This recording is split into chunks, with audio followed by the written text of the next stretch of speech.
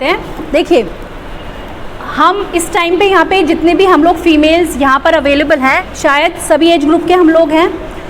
Ma'am ने जैसे मेरे से भी ज़्यादा लाइफ देखी होगी, ज़िंदगी देखी होगी। ये और बच्चे छोटे हैं, कुछ मेरी हम उम्र हैं, कुछ और छोटी बच्चियाँ हैं। ये वो इतनी छोटी बच्चियाँ हैं, वो दोनों, उनको तो कुछ एग्जैक्टली पता ही नहीं है। तो सेक्सुअल हैरेसमेंट के ऊपर मैं आपको एक चीज़ बताना चाहती हूँ कि कुछ सेक्शंस होते हैं, ठीक है। अगर आप कभी भी ज़िंदगी के किसी भी दौर में, चाहे बच्चों, अभी भी लड़कियां बोल नहीं पाती हैं, उनके साथ में सेक्सुअल हैरेसमेंट हो रहा होता है। कई बारी फैमिली के अंदर हो रहा होता है, कई बारी बाहर हो रहा होता है। सपोज़ अगर आप किसी बस के अंदर या पब्लिक कन्वेंस में आप ट्रैवल कर रहे हैं, ट्रैवल करते टाइम किसी भी मेल ने अगर आपको टच किया, और वो टच एक तो होता है कि अचानक से आपको टच लग गया, ठीक है, और वो टच होता है वो हमें होता है कि भाई भीड़ में लग गया, मेट्रो में जा रहे हैं, कहीं पब्लिक कन्वेंस में जा रहे हैं, दैट इज़ ओके, चलता है। लेकिन अगर आपको किसी ने इंटेंशनली आपको गलत जगह टच किया, तो आपको ये रूल आपको पता होना चाहिए कि इसके लिए क्या लॉ है, ठीक है। वो अगर किसी के भी साथ, जैसे कि मैं पहले भी बोल चुकी हूँ, हम पब्लिकली इस बारे में इसलिए बात नहीं करेंगे क्योंकि सबकी एक प्राइवेसी का मैटर होता है। किसी के साथ भी अगर इस तरह की कोई भी प्रॉब्लम हो रही है तो वो मेरे से बात कर सकते हैं या हम में से किसी भी बात कर सकते हैं।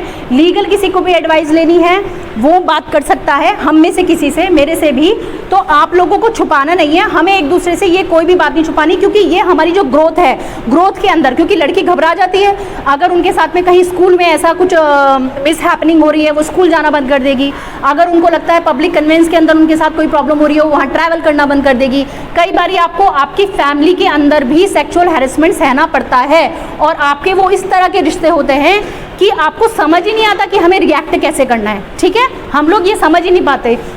मुझे नहीं पता हम में से किसी ने, लेकिन ऐसा मानना है, जो इंडिया की रिसर्च कहती है कि ऑलमोस्ट अगर 100 लड़कियां हैं तो उनमें से 98 लड़कियों ने अपने बचपन के अंदर या अपनी टीनेज में सेक्सुअल हैरेसमेंट फैमिली के अंदर, पड़ोस में या बाहर ज़रूर उन्होंने एक्सपीरियंस किया है। अगर आपको कोई भी, ज़रूरी नहीं है कि आपको कोई ज़बरदस्ती, आप सीधे कि भाई उस लेवल पे हम बात करें कि जी रेप हो गया या कोई बहुत बड़ी वारदात हो गई। अगर आपको कोई भी अनइंटेंशनली आपको टीज भी कर रहा है, आप सड़क पे जा रहे हैं, हम सब लोगों के साथ होता है, कोई भी हम कुछ भी कह के चला जाता है, गंदी गंदी बातें बोल देते हैं, जो मेल होते हैं वो भी हमें कितना गंदा फील हो रहा होता है ना। वो भी आप इसके अंदर जो है लॉ बने हुए हैं हर चीज़ के, उस बारे में हम डिटेल में अलग से सेपरेटली बिल्कुल बात करेंगे, जिसको मेरे से भी डिस्कस करना हो।